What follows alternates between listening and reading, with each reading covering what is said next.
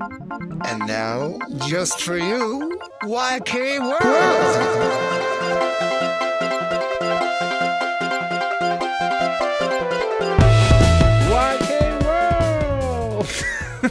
You are listening to YK World, a podcast about the goop between music, art, and technology, told through the lens of YK Records and the Nashville music scene. I'm your host, Michael Eads. Thank you so much for tuning in. I am calling this episode Proof of Life. It has been way too long since the last episode came out. My little interview with Trash Man, Alex Mojaverian, came out December 19th. Today, as I record this, is Friday, February 20th. That's 2 months.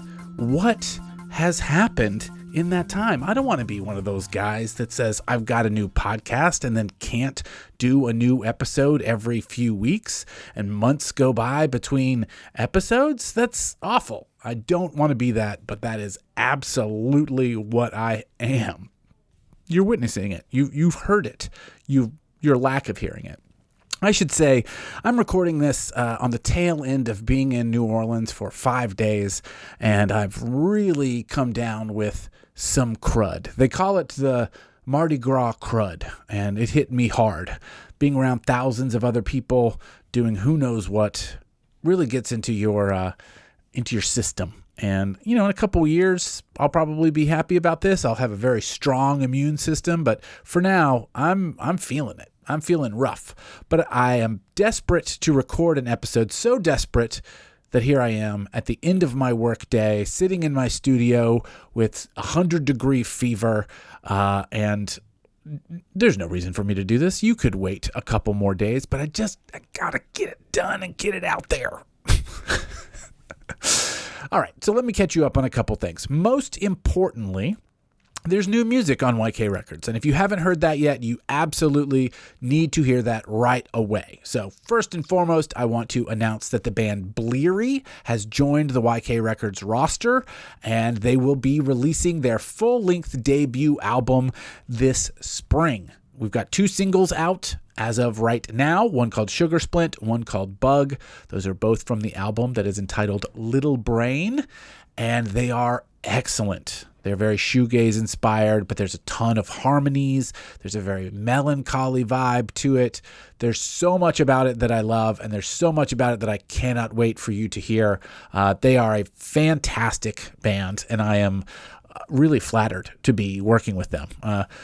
It's fantastic that Alex Mojaverian was our last guest on this show because he's now the current drummer for Bleary, filling in for whomever was there before, permanently or temporarily, I'm not sure, but he's the drummer, and he even sent me some demos probably 6 months ago and said, I really like this song by the band Bleary. And I think he was planting seeds to say, hey, buddy, nudge, nudge, get your act together and work with Bleary. And now it has happened. We've got this record in the works. Go check it. You know what? Here, let's play a little bit of it. Let's listen to the latest single. This is Bug.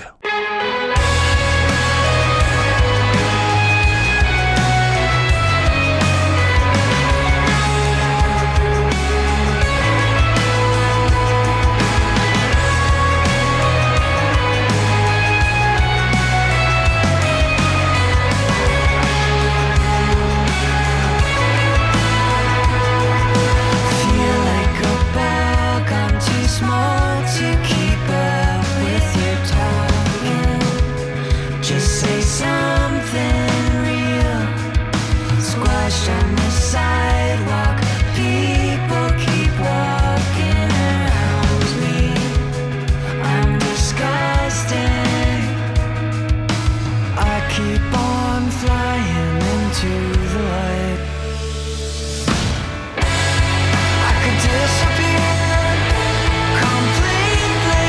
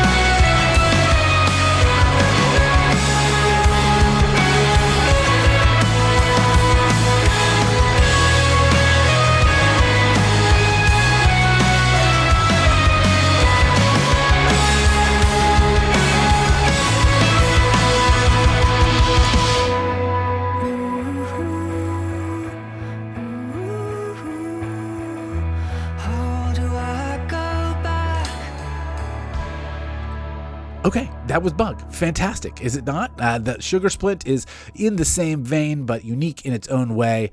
Foyer will be the next single. Heard it here first. Just stay tuned in. If you aren't following them, click through in the show notes and go and follow them. They actually released an EP back in 2019 called Gates that is also incredibly good. That came out on Cold Lunch Recording. That it was run by Caroline Bowman Schneider. That'll come back up in a little bit, but what an interesting full circle moment that is happening there. The previous label that they released music with is someone that I am also working with now. Funny how that works, isn't it? Another bit of new music that you should be aware of, Fetching Pails has released a new single called A Duchenne Smile. I don't think I've ever said the title out loud before, especially not into a microphone, so I have no idea if that is the correct pronunciation, but it is I believe a psychological term for an authentic smile. There's a kind of smile that happens when you are truly happy that is different than a smile that you put on by thinking about it. So if you're just smiling because you're truly elated, that's a Duchenne smile. A Duchenne, God, it's going to be really embarrassing when someone comes back and says, dude, you did not notice the umlaut.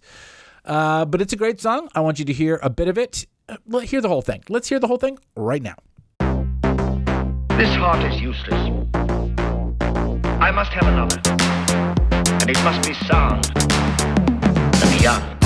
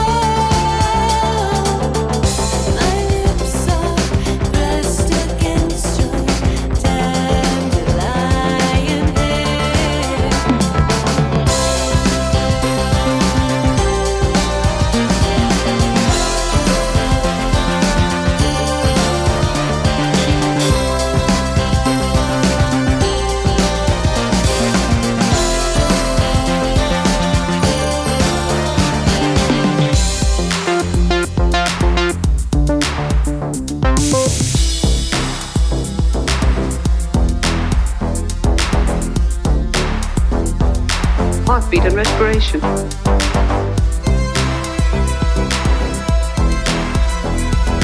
heartbeat starts.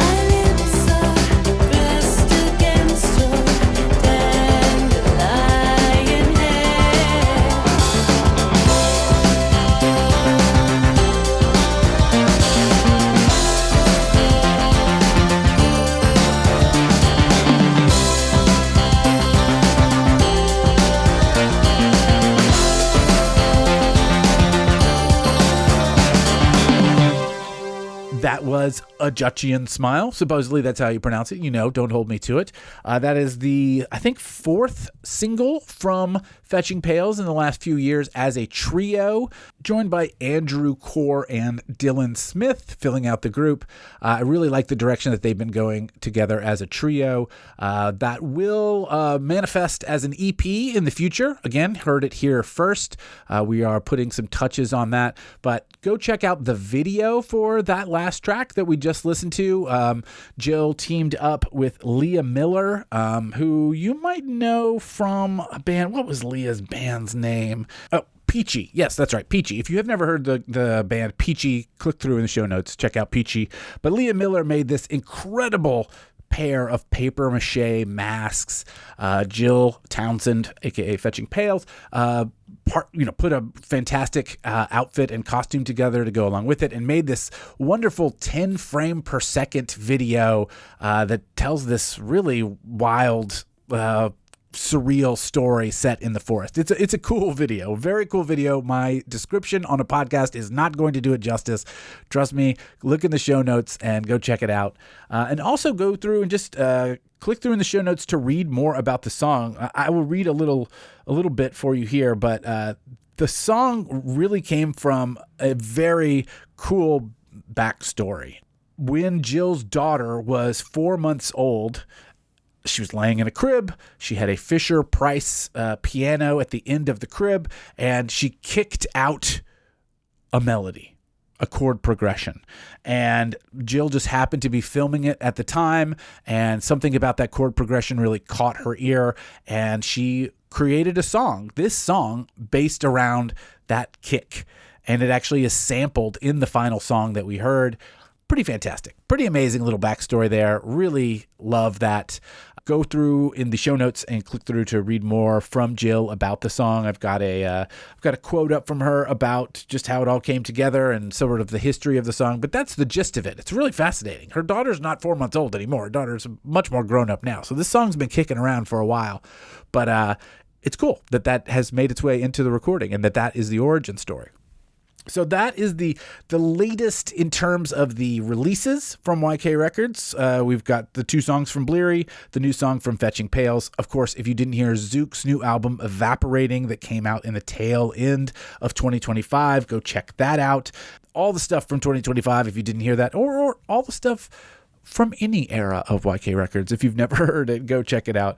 But those are the most recent releases to put your ears into. There is a lot more slated for the future.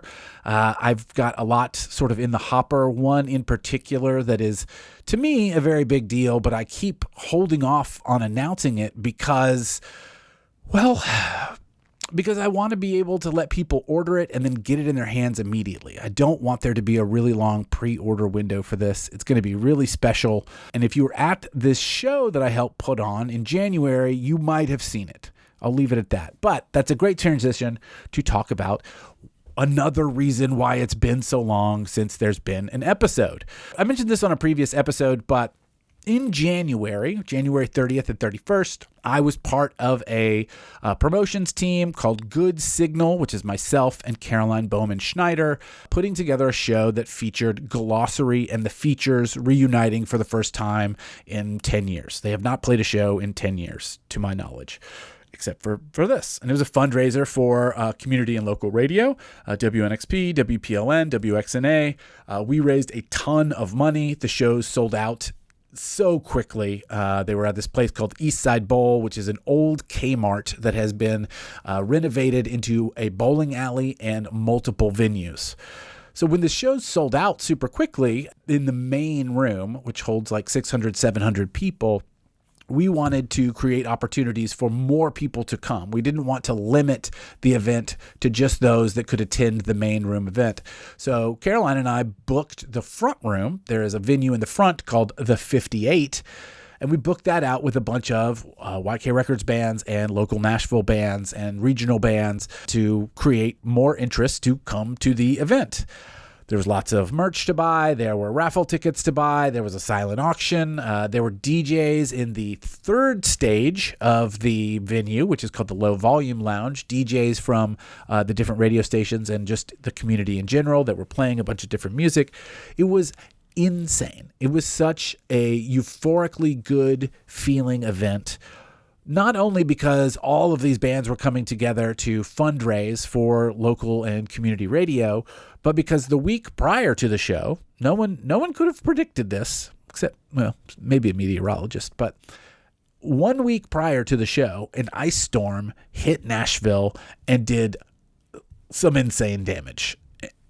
It froze everything. It was this very interesting meteorological event in which it rained and that turned to snow, and then the snow turned into some insane ice, and it exploded trees, and it caused snowquakes. And none of that is hyperbole. Those are actual things that happened. The trunks of trees were so laden with ice, and as that ice expanded, it exploded trees all over the city. And you can imagine, as a tree explodes, it's going to hit an electrical line. And so hundreds of thousands of people were without power throughout Nashville. So that is 1 week prior to this event. People are sleeping in their offices like I was. I was without power for 9 days. I'm thankful that I had a place to go, but there are a lot of people that didn't. You know, it was a pretty rough time. And our city did, a lot of people are saying they did a pretty bad job on handling it. I'll leave it to them to be that critic, but yeah, probably could have been faster. Anyway, people are without power. The ice and snow starts thawing and melting out the week after that, leading up to the show. People are still sort of just beleaguered by the whole thing and tired. But as the show gets closer and closer, the roads are clear, transportation is safe, and so many people came out to the shows. The sold-out crowds definitely arrived and just soaked up both nights so deeply. The sets from the bands were incredible, all of them, all of the bands. Everyone played such incredible sets. It's really remarkable that it came together so well. And I know that I'm saying that from a really biased standpoint because, of course, I'm happy with the shows and I'm proud of them, and I'm going to talk positively about it. But yeah, I stand behind all that. I think it went exceedingly well. And often I don't give myself praises like that. I don't think that I caused the music to be good. I just feel great about the whole thing, and I'm just so happy that it happened. But starting Jan 1, I was very focused on getting some more sponsors for the events, posting to social media about the bands that were playing, about the sponsors that we already had in place, about the silent auction items that we were going to have, about X and Y and Z, and managing all of those things. Pretty much all of January was a huge wash. There was no way for me to also record a podcast that I felt great about. And also there wasn't any new music to share. That Bleary song didn't come out until January 30th. So Sugar Splint was like cracking open the seal of 2026 for YK Records. There wasn't new music to talk about prior to that. So it just wasn't going to work out. Anyway, after that, a little bit of recovery time for myself, a little bit of New Orleans time, and now here we are at February 20th, 2 months after the last episode, and I'm here to give you proof of life, and I hope this is proof of life. I've been very busy in January putting together that show. Goodsignal.online is our Instagram handle and our website. We do have plans to do more in the future, but we don't know specifically what that's going to be yet, so you'll just have to stay tuned. Go follow goodsignal.online, and we will assuredly post something. Now, the last thing that I want to tell you about, the proof of life for me here on YK World, is that I am a guest on the most wonderful podcast, Major Label Debut. If you are unfamiliar with that show, I highly recommend you go check it out. It is a interview show that started with the conceit of let's talk to artists that released an album with a major label, their major label debut. Maybe they had a bunch of indie releases prior to their major label. Maybe they came out of the gate swinging with a major label debut. Either way, let's talk to a bunch of artists about their experience on a major label. The first episode was with Rob Schnaff, the producer of Elliott Smith's XO, which came out on DreamWorks, a major label.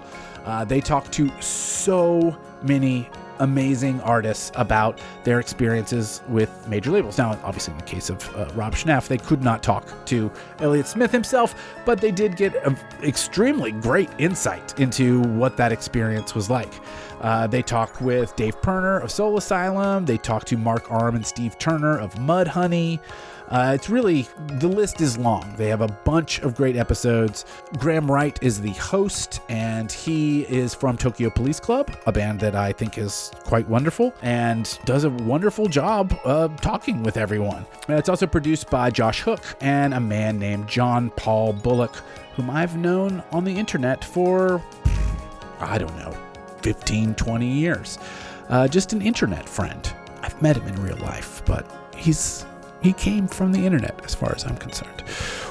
Anyway, Major Label Debut as a podcast starts talking with artists and having these fascinating conversations about people directly related to artists going onto major labels or the artists themselves. But over time, as any good show would, it progressed and it evolved and it expanded its palette to talk to more people, a wider variety of people. They have an episode with Brendan Burke of the PR firm The Syndicate, talking about what is it like to work for a publicity firm, you know? They talked to Lisa Fancher of Frontier Records, which, if you're not familiar with the history of Frontier Records, which I was not, unbelievable history there with the LA scene in the 80s and 90s. Really, really interesting. They even talked to a music lawyer, Randy Ojeda. I'm sure I'm butchering that name, but super fascinating. Doesn't really have to do with the musicianship, but it has to do with all of the trappings of major labels, and really just, it's a conversation at the intersection of art and commerce, which is maybe a pithy way to boil it down, but they have done it in such a fascinating and compelling way. So all that said, I was very shocked when they asked me to be a guest on the show. I don't have all that experience. I'm not a known name in any capacity. I do think that I might have some interesting things to say because I've been on the internet for so long, but I don't know, maybe not. It was just baffling and shocking and really, really flattering. And that episode just came out this past week. We cover the history of YK Records. We talk a lot about the importance of community. We talk about the dangers of nostalgia. And we talk about remembering that social media and the internet are not the same thing. That episode is linked in the show notes, and I would be really grateful if you would go listen to it. You're already listening to me yap on a whole bunch about stuff in my life, so maybe you don't want another 93 minutes of it. But we cover some really great topics. They do a great job of guiding me through some interesting things to talk about. We have some very similar experiences, and I believe you as a listener will also have those similar experiences and will have something to relate to there. And anyway, regardless, it's a great podcast that you should go check out. Okay, that is my Proof of Life episode. I might call it Fever Dream Fiasco. I don't know. There's all kinds of names that we could come up with here that would help me sort of explain that I should not be recording this, but I'm desperate to get it done. Our show music is by Mac Burris. I really should have mentioned that at the top of the show. I should mention that at the top of the show every time. Mac is just so gracious with his time and his skills and just helping me out here. This show would not sound as cool as it does without Mac's injection of music. I'm sure I will get him to make some more stuff in the future, but man, what a treat. Click through in the show notes to follow him, and if you need music for something, anything, hit him up. He's fantastic. Follow us at ykworld.show. Is that our website? Oh my God, yeah, ykworld.show, ykrecords.com. It's so weird to say URLs in a podcast because they're in the show notes, but are you going to click on them? Are you? No, you're probably not. Find me at recordsyk, that's _y. Just search. Just go to the search. That's what you're going to do. You're not going to go to a URL. No. All right, folks, I'm definitely hitting the wall here, and I appreciate your time so much. Remember, I don't have stats on this thing, so I don't even know if you're listening, but man, it sure feels good to get this out into the world. Thank you so much for listening. I'll talk at you soon. Take care of yourselves.